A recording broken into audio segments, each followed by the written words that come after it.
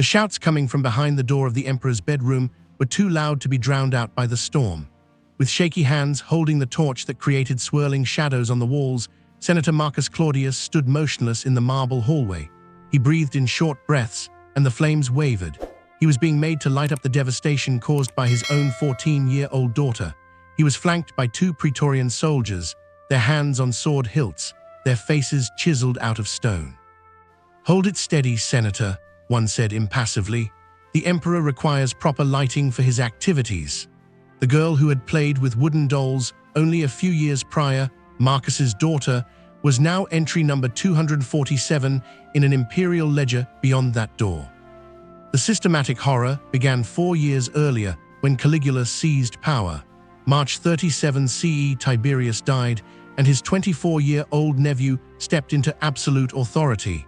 Rome celebrated, believing their charming young emperor would restore dignity, but palace slaves had already begun disappearing.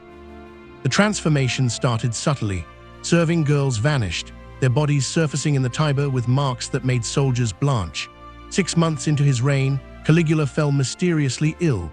When he recovered, something had changed behind those fever-bright eyes. The first senator's wife wouldn't disappear for 3 months, but palace insiders knew his recovery marked the beginning of systematic depravity. Infrastructure of horror built methodically. Caligula replaced guards with men chosen for cruelty, appointed a master of pleasures who procured whatever the emperor desired. By summer 38 CE, new ledgers appeared, not for taxes, but human acquisitions. Names became numbers, people became inventory. The emperor understood power's ultimate expression, destroying the untouchable. Senators who opposed him found their families targeted. Their punishment wouldn't be death. Death was merciful. He would take what they treasured most and make them watch. Palace architects received orders for chambers with specific acoustic properties, torch holders at precise heights, ensuring unobstructed views. "The emperor requires witnesses," explained his overseer. "Documentation is essential to divine justice." By 39 CE, transformation was complete. What began as private excess evolved into state policy designed for systematic destruction of human dignity through intimate violations, forcing fathers to witness their daughters' torment, breaking society's protective bonds. The banquet guests froze as Caligula's hand moved toward his sister Drusilla before 300 senators. The dining hall fell silent except crackling oil lamps. Drusilla sat perfectly still, face masked in practiced emptiness, while her brother violated every boundary. "My divine sisters," he announced, "blessed by Jupiter to share my affection as Juno shares his." The 3 sisters, Drusilla, Julia Livilla, and Agrippina, became props in his theater of power. Public displays were appetizers to horrors that redefined family bonds. Systematic abuse followed patterns: morning audiences, afternoon religious ceremonies, evening banquets where humiliation became entertainment. When Drusilla died in 38 CE, Caligula declared her a goddess, building temples in her honor. But grief didn't end abuse, it intensified. Julia and Agrippina now carried their dead sister's burden, forced to embody her spirit during religious rites while enduring their own degradation. Imperial accountant Sabinus transformed human beings into inventory with mathematical precision. His ledgers catalogued female property acquired today, 12 senators' daughters, 8 equestrian wives, ages 13 to 31. The language stripped humanity from horror. Acquisition meant armed seizure. Divine service meant forced servitude. Processing meant systematic spirit breaking.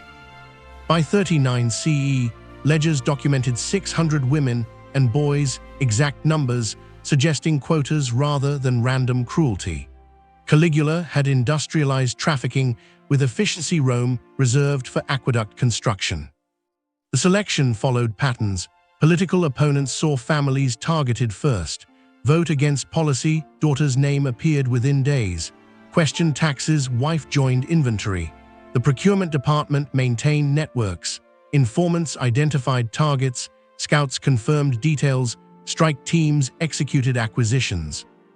Processing followed industrial logic.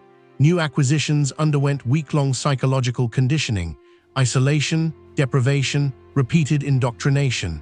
Assessment classified victims by education, skills, health, family value. Premium classification meant direct imperial service. Utility classification faced hardest labor. The Temple of Divine Service transformed the palace East Wing into Rome's most exclusive center of forced servitude, where 40 senatorial women rotated through schedules with military precision. Appointment systems ran like Senate roll calls. Premium visits cost 500 denarii, more than soldiers' annual salary. Revenue flowed continuously, 50,000 denarii monthly. The emperor appointed Senator Gaius Piso as overseer, forcing him to manage exploitation of peers' wives while his own worked in Chamber 3. The torch duty represented ultimate psychological warfare. Fathers received dawn summons, "Bring your eldest unmarried daughter." Compliance ensures family prosperity. Non-compliance meant family annihilation. Marcus Claudius arrived that morning with 14-year-old Claudia. She dressed believing she attended palace honor. Guards separated them at entrance, she toward preparation chambers, he receiving a torch. Standard position, 8 feet from door, shoulder height. Speaking results in your son joining next month's inventory. The architectural precision ensured perfect sight lines. Fathers could see everything while remaining unable to intervene. Some faced terrible choices: hold torch 2 hours or join your daughter inside. Others heard bargains: provide steady light tonight, we'll spare your younger daughters. The breeding program began late 39 CE, when Caligula realized victims could produce more victims. Dr. Lucius Scriptor evaluated women like livestock, calculating reproductive capacity. Subject 142, optimal health, suggests high productivity potential for imperial offspring. Women received assigned partners, meeting them first in witnessed breeding chambers. Boys showing strength entered military training at 5. Those with delicate features faced palace preparation.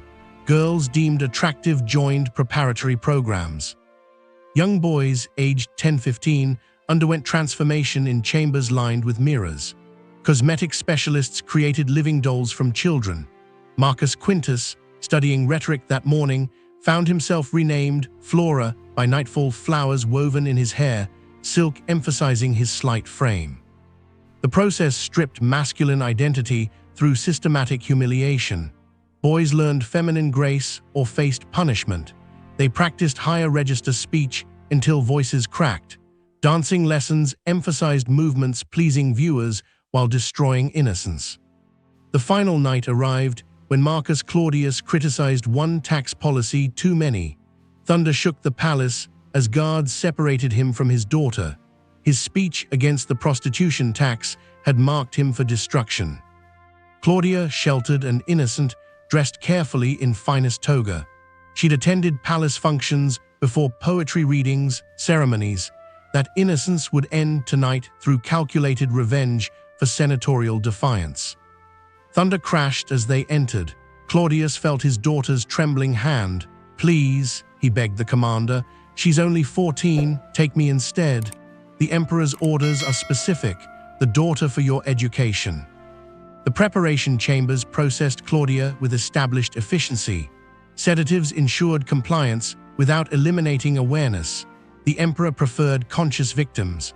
Meanwhile, Claudius took position in the corridor with other fathers holding torches that would illuminate their children's ordeals. The guard positioned him precisely 8 feet from the door. "The window ensures you see everything, Senator. Consider it education in defiance's price." Time distorted. His daughter's voice rose and fell while scribes recorded. Entry 247. Claudia Claudius, age 14. Processing duration, 3 hours.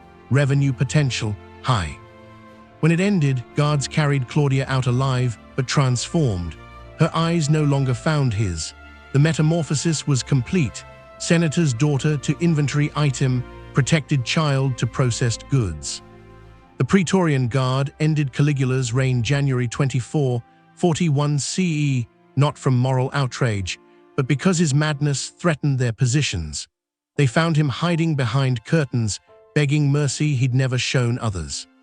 But killing the emperor couldn't erase ledgers, couldn't restore innocence, couldn't rebuild bonds between fathers who'd held torches and daughters who'd needed protection. Archaeological evidence confirms accounts: torch holders at precise intervals, hidden chambers with documented restraints, partial ledgers surviving as mathematical records of human destruction. The damage passed through generations. Daughters who survived became mothers who couldn't protect. Sons transformed grew into men who couldn't lead. Fathers who held torches raised sons learning that power meant humiliation, compliance meant survival.